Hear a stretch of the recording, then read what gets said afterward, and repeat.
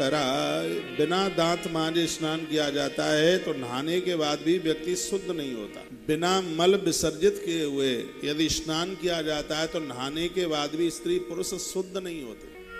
मेरी बात को ठीक से सुनिएगा। भले ही पेट खाली न हो तो भी मलमूत्र विसर्जन के लिए जाना चाहिए।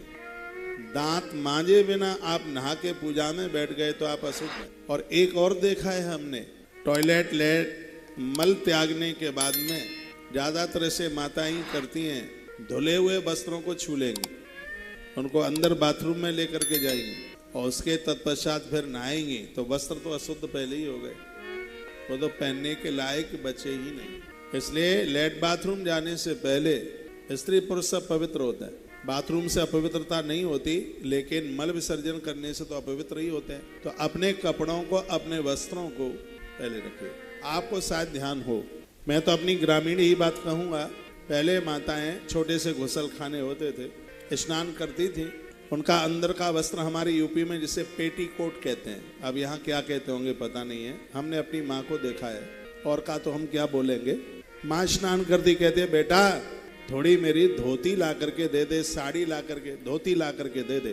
क्योंकि उसको ये पता था, उसको ये मालूम था कि मल विसर्जन के तत्पश्चात यदि वस्त्र को उठाया जाएगा तो वह अपवित्र हो जाएगा। आप नहा रहे हैं, बड़ी बात नहीं है, नहाते समय भी उतनी पवित्रता की जरूरत होती है जितनी कि मंदिर में बैठ करके पूजा पाठ में पवित्रता की जितनी आवश्यकता होती है, जितनी जरूरत है।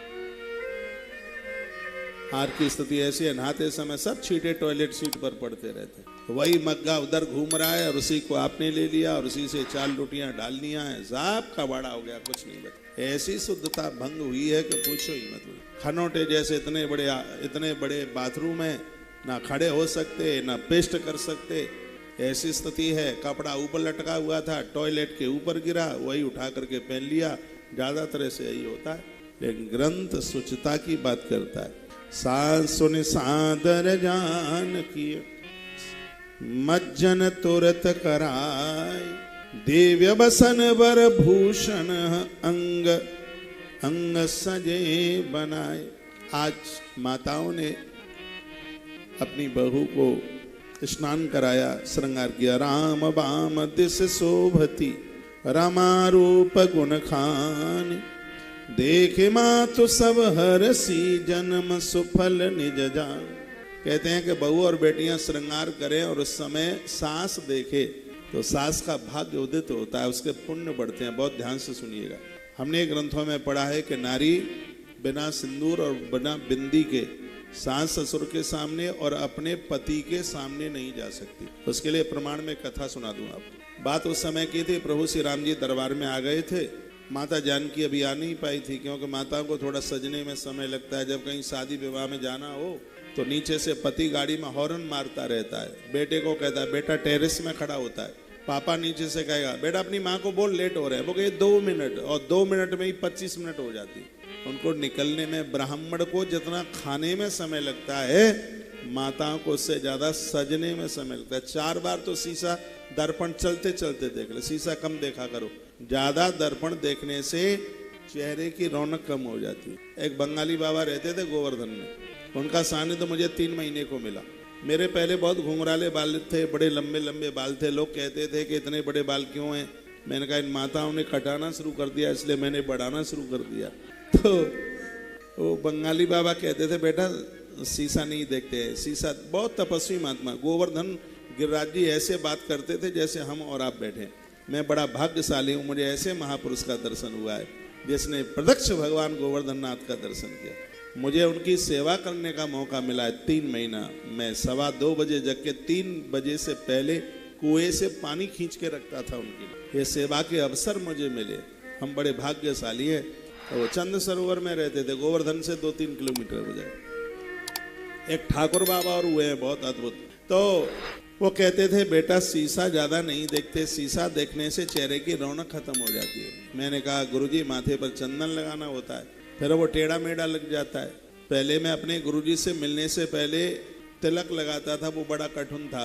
वो गौड़िया संप्रदाय का था, जिस संप्रदाय में भगवान जगन्नाथ है। गौड़िया यहाँ तक पूरी नाक तक, मेरी पुरानी फोटो है तो पूरा यहाँ नाक तक पूरा तिलक होता था। फिर मेरे गुरुजी सन्यासी हैं, मैं त्रिपुंड लगाता हूँ, ये उससे पहले की बात है।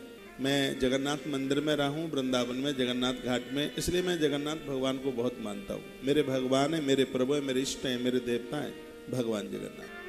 तो मैंने उन्हें कहा कि गुरुजी ये तिलक इतना टेढ़ा मेढ़ा सा है, इसको लगाने में दर्पण के बिना लगता ही नहीं है, शीशे के बिना नहीं लगता, ये बड़ा कठिन है। और आप कहते हैं कि शीशा ना देखो तो फिर कैसे पूरा करें? वो कहते हैं कटोरे में पानी भरो और उसमें अपना प्रतिबिंब देखो और माथे पर तिलक लगा लो, ज्यादा शीशा देखने की जरूरत क्या? साधुओं की एक एक बात बड़ी अद्भुत है। तो मैं आपको निवेदन कर रहा था कि प्रभु दरबार में आ गए थे, मैया जी आई नहीं, जानकी माता आई नहीं, तो प्रभु राम ने हनुमान जी को कहा, हनुमान अपनी माँ को जाकर के बोल दो कि मैं आगे आऊं, वो भी आ जाए। पूरा दरबार लगता था राम जी का, राम बाम दिस लखन दाहिनी और एक तरफ लखनलाल, एक तरफ माता जानकी, चरणों में हनुमान बैठते थे। हनुमान जी माँ के पास गए, हनुमान जी ने कहा माँ प्रभु आ गए, आप चलिए। तो मैया ने कहा थोड़ा सा रुक जाइए, क्योंकि मेरी मांग में अभी सिंदूर नहीं है और नारी बिना सिंदूर के अपने पति के सन्मुख नहीं जा सकती। ये माता जानकी के शब्द। पति के सामने, सास ससुर के सामने, यहाँ तक भगवान के सन्मुख भी नारी तभी जाती है जब उसके भाल पर बिंदी होती है। मुझ जैसा आदमी प्रभु के सामने बिना चंदन के, बिना तिलक, जैसे हम लोगों के लिए चंदन तिलक जरूरी है, आपके लिए भाल पर बिंदी। लेकिन दुर्भाग्य यह है कि माथे पर बिंदी कम लगती है, बास्पेशन के ऊपर की दीवार, शीशे के ऊपर खूब चिपकी होती हैं बिंदियां। और बिंदियों में आजकल फैशन आ गई है, जिस कलर की साड़ी और उसी रंग की बिंदी। वैसे हमारे ग्रंथों में 16 श्रृंगारों की बात कही गई है, उसमें बिंदी का जो रंग है वो खून जैसा होना चाहिए, बिल्कुल रक्त जैसा, खून जैसा रंग, खून जैसा रंग बताया गया है बिंदी। बिंदी एक शक्ति है।